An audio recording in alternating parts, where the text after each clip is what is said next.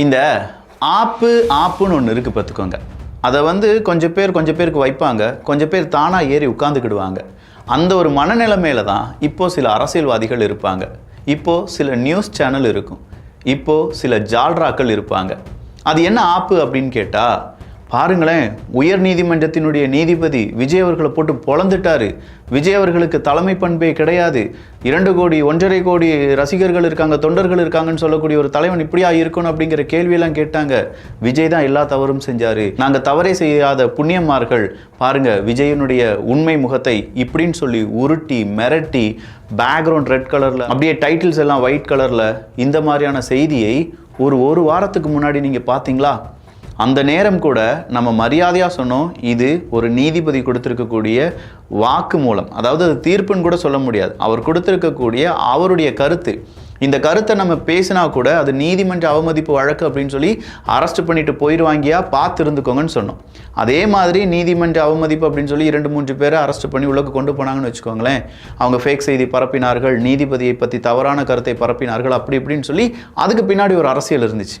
ஆனால் இன்னைக்கு உச்ச நீதிமன்றம்னு ஒன்று இருக்குது, அதில் நீதி அப்படிங்கிறது காப்பாற்றப்படும், அதில் சரியான கேள்விகள் கேட்கப்படும். விஜய் அவர்களை பற்றி தப்பாக பேசின எவெல்லாமோ இதற்கு பதில் சொல்லுங்கடா அப்படின்னு சொல்லி விஜய் அவர்களுடைய ஆதரவாளர்கள் கேட்கக்கூடிய ஒரு நாளாக இன்றைய தினம் வந்துவிட்டது.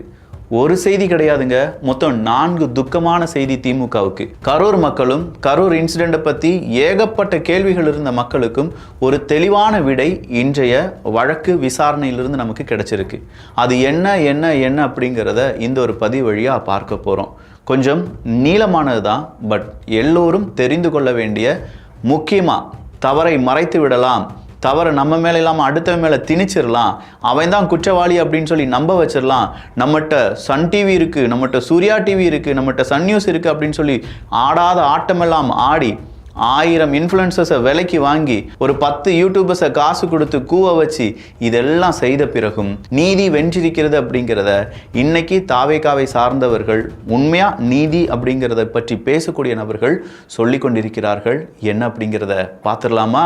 அன்பு தமிழஞ்சங்களுக்கு தமிழ் பொக்கிஷத்தின் வணக்கங்கள்.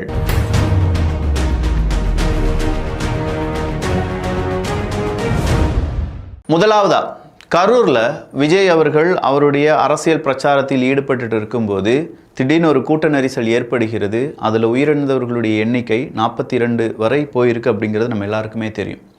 இந்த துக்க நிகழ்வுகளிலிருந்து நம்ம யாருமே இன்னும் வெளிவரவில்லை. முழுமையாக இதை பற்றியான பல கேள்விகளும் நம்ம மனசில் இருந்தாலும், இது இப்போதைக்கு ஆளும் கட்சிக்கு எதிராக யாராவது பேசிட்டாங்கன்னா அவங்கள அரெஸ்ட் பண்ணக்கூடிய ஒரு படலமாகவும், அங்கே இருக்கக்கூடிய மக்களுடைய துன்பத்தை அதை ஒரு அரசியலாக்க பார்க்கக்கூடிய இன்னொரு தரப்பும் இருக்குது அப்படிங்கிறதும் பலவிதமான சர்ச்சை ஏற்படுத்தி இருந்தாலும், அங்கே கேட்கப்பட்ட கேள்விகளில் ரொம்ப முக்கியமான கேள்விகளாக நம்ம மனசில் பதிய வச்சது எது அப்படின்னு பார்த்தீங்கன்னா, உயர் நீதிமன்றம், அதுவும் சென்னை உயர் நீதிமன்றத்தில் இந்த வழக்கு விசாரணை செய்யப்பட்டதும், அதில் ஒரு நீதிபதி அவருடைய கருத்தை தெரிவித்ததும், அந்த கருத்தை நம்முடைய மீடியாக்கள் ரொம்ப பெரிய அளவில் ஃப்ளாஷ் நியூஸாக போட்டதும் தான்.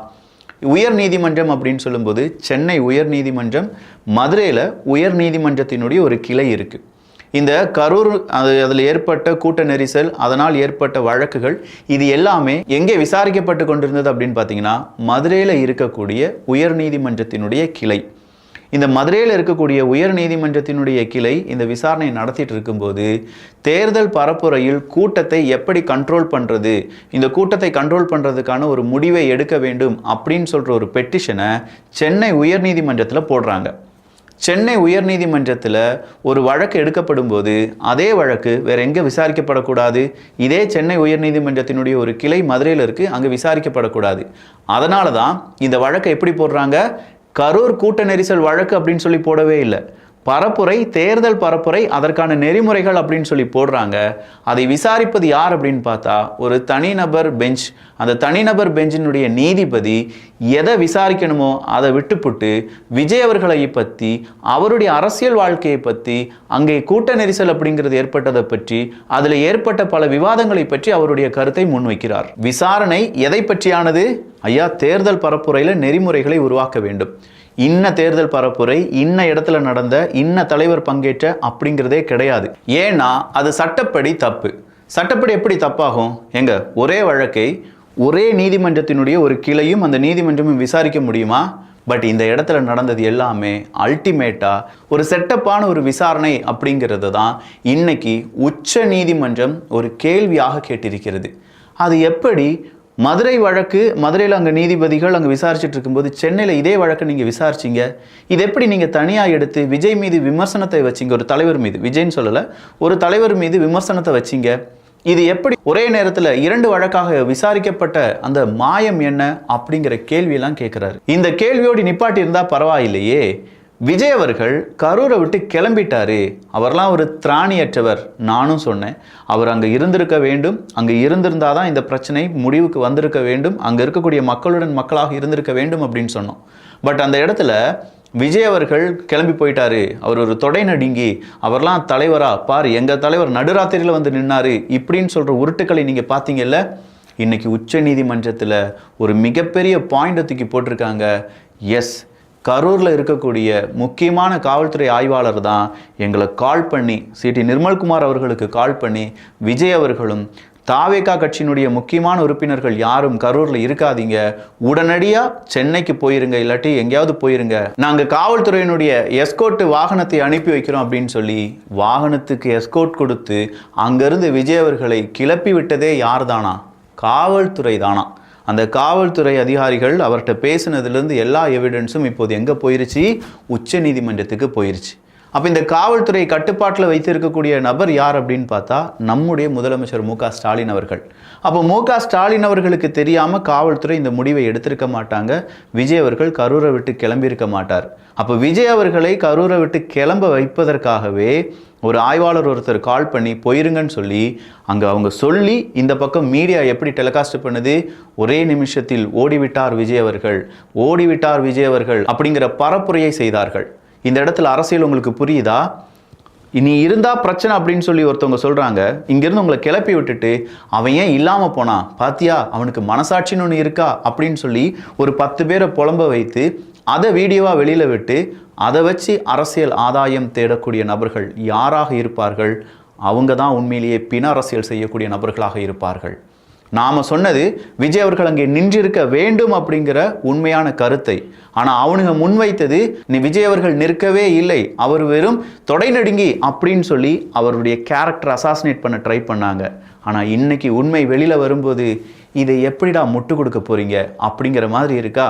இதுவே உங்களால் முட்டு கொடுக்க முடியாதுன்னா அடுத்தடுத்ததா ஏகப்பட்ட கேள்விகளை உச்ச நீதிமன்றம் கேட்டிருக்கிறது. இந்த வழக்கு அப்படிங்கிறது தாவேகா தரப்பு வழக்கு மட்டும் கிடையாது.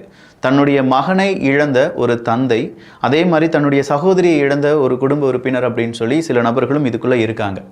அதில் அந்த சகோதரர்கள் இல்லாட்டி அந்த குடும்ப உறுப்பினர்கள் ஒரு கேள்வியை கேட்குறாங்க, அவங்க சார்பாக ஒரு கேள்வி கேட்கப்படுது. இறந்த அந்த நைட்டு 36 நபர்கள் இறந்துட்டாங்க, 30க்கும் அதிகமான நபர்கள் இறந்துட்டாங்க அப்படின்னு சொல்கிறாங்க. அவங்க எல்லாருக்குமே போஸ்ட்மார்ட்டம் அப்படிங்கிறது எப்படி நிகழ்ந்தது? விடிய காலையில் 4 மணிக்கே அவங்களுடைய உடல் ஏன் எரிவூட்டப்பட்டது அப்படின்னு சொல்லி கேட்குறாங்க. இது இப்போ தான் பெருசாக வருது. 4 மணிக்கே சில உடல்களை எரிச்சிருக்காங்க. 4 மணிக்கே எரிச்சிருக்காங்க. 30க்கும் அதிகமான நபர்களுக்கு போஸ்ட்மார்ட்டம் நடத்தியிருக்காங்க அப்படின்னு சொல்லும்போது உச்ச நீதிமன்றம் ஒரு கேள்வியை கேட்குறாங்க. அந்த இடத்துல எத்தனை டெஸ்க் இருந்துச்சு? அங்கே இத்தனை நபர்களுக்கு நீங்கள் போஸ்ட்மார்ட்டம் பண்ணது தப்பு கிடையாது, பட் போஸ்ட்மார்ட்டம் பண்ணக்கூடிய தகுதி இருக்கக்கூடிய மருத்துவர்கள் தான் இந்த போஸ்ட்மார்ட்டம் செய்தார்களா அப்படிங்கிற ஒரு டவுட் எங்களுக்கு இருக்குன்னு சொல்லி கேட்டிருக்காங்க. வேலிடான கேள்வி.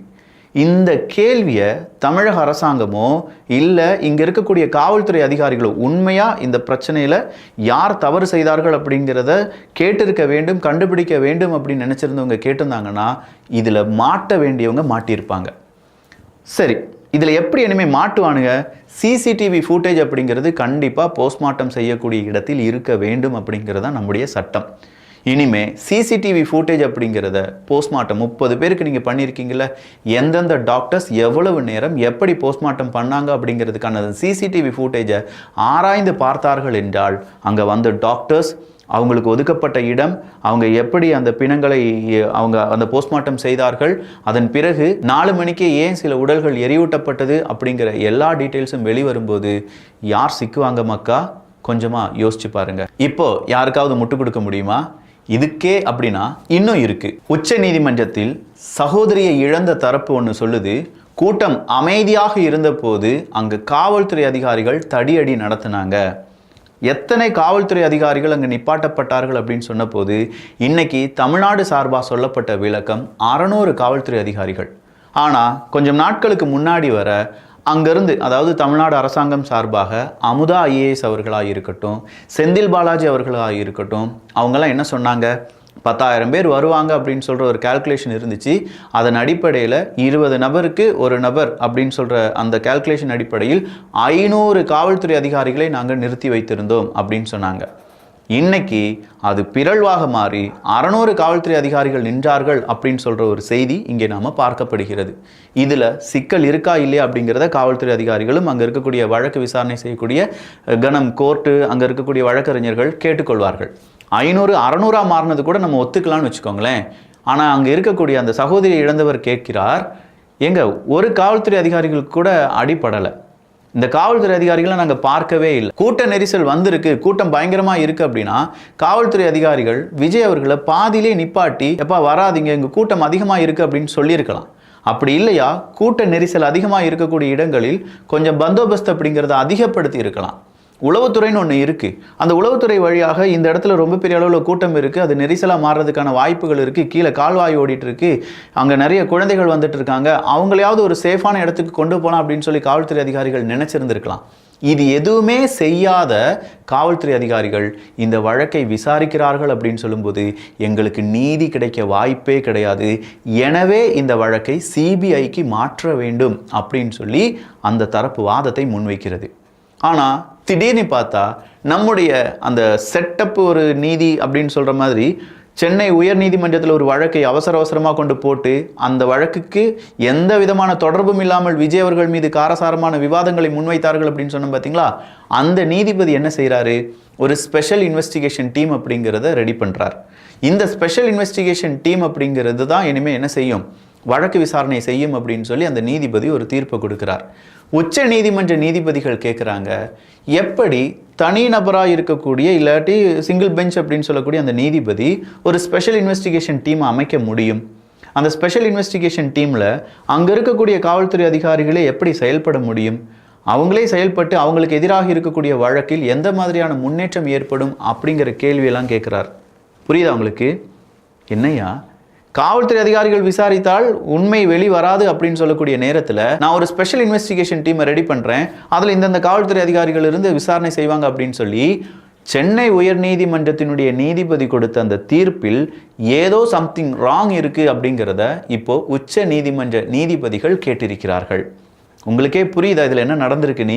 அப்படின்னா தமிழக அரசாங்கம் இதை சிபிஐக்கு விசாரிச்சுக்கோங்க, எங்களுக்கு எந்த பிரச்சனையும் கிடையாது அப்படின்னு சொல்லி விசாரிக்க சம்மதித்திட வேண்டிதானே? இந்த கேள்வி தானே எல்லா மக்களுக்கும் வர வேண்டும், எல்லா மாணவனுக்கும் எல்லா இளைஞனுக்கும் இதை பார்க்கக்கூடிய ஒவ்வொரு மனிதனுக்கும் வர வேண்டியது என்ன? ஏதோ ஒரு தப்பு நடந்திருக்கு, அது விஜய் அவர்கள் தப்பு செஞ்சாரா, அங்கே வந்த மக்கள் தப்பு செஞ்சாங்களா, அரசாங்கம் தப்பு செஞ்சதா, காவல்துறை அதிகாரிகள் தப்பு செஞ்சாங்களா, உளவுத்துறை தப்பு செஞ்சாங்களா அப்படிங்கிறத விசாரிக்கிறதுக்கு நல்ல ஒரு விசாரணை நமக்கு தேவை. அந்த விசாரணை அங்கே இருக்கக்கூடிய காவல்துறை அதிகாரிகளால் எங்களுக்கு கிடைக்காது, சிபிஐ வந்து விசாரிக்கட்டும் அப்படின்னு சொல்லி யார் பாதிப்படைந்தார்களோ அவங்க வாதாடுகிறார்கள்.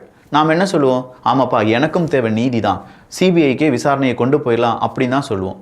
பட் நம்முடைய தமிழக அரசாங்கம் சார்பாக இருக்கக்கூடிய வழக்கறிஞர்கள் என்ன தெரியுமா சொல்லியிருக்காங்க, காவல்துறை அதிகாரிகள் விசாரித்து கொண்டிருக்கும் போது சிபிஐ விசாரிப்பது அப்படிங்கிறது கூட்டு அந்த ஒரு ஆட்சி இருக்குல்ல, கூட்டாட்சி, அதாவது சென்ட்ரல் கவர்மெண்ட்டும் ஸ்டேட் கவர்மெண்ட்டும் சேர்ந்து ஆட்சி செஞ்சுட்டு இருக்கோம்ல, இந்த கூட்டாட்சி முறைக்கு எதிரானது, எனவே எங்களுடைய விசாரணையை தொடரட்டும், சிபிஐ விசாரணை தேவை கிடையாது, சிபிஐ விசாரணை மட்டும் வச்சிடாதீங்க அப்படின்னு சொல்லி கேட்டிருக்காங்க.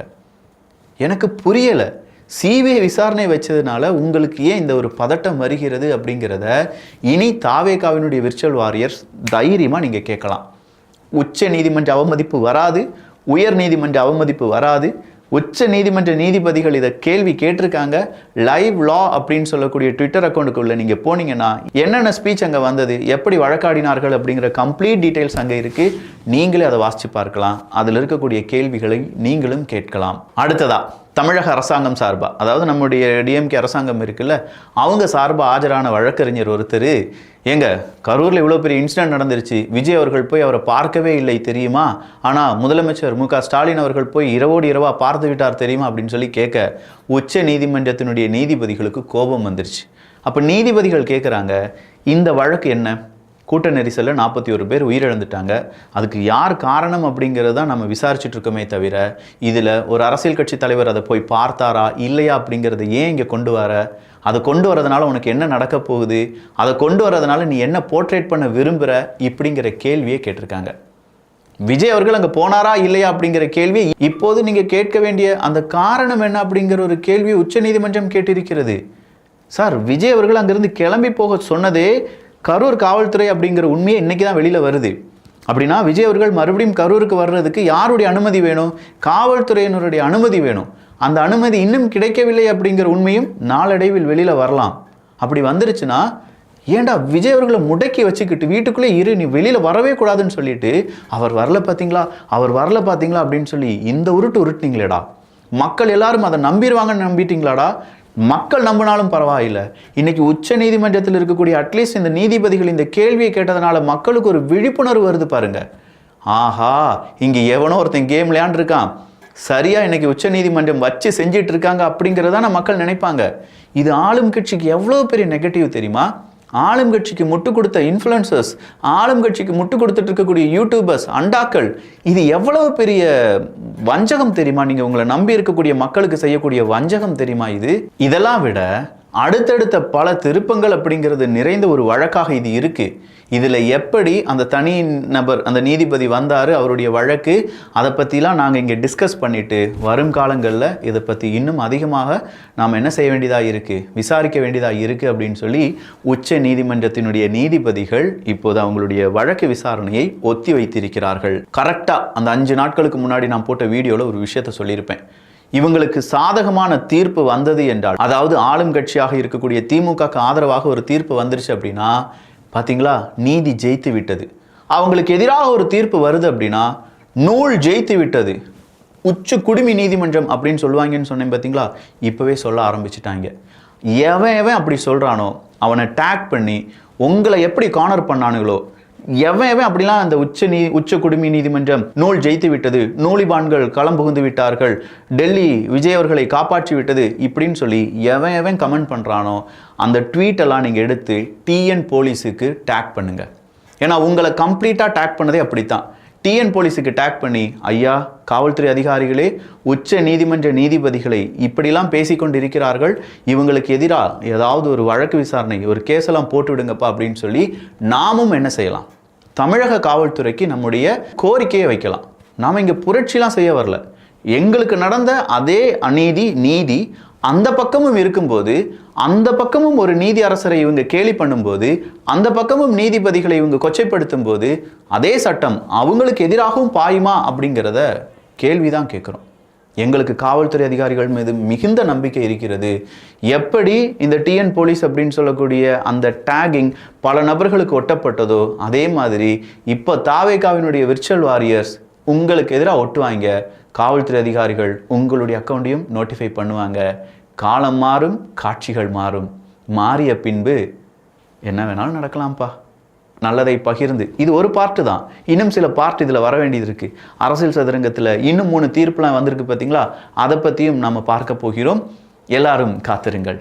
நல்லதை பகிர்ந்து நல்ல சமுதாயத்தை உருவாக்குவோம். நன்றி, வணக்கம்.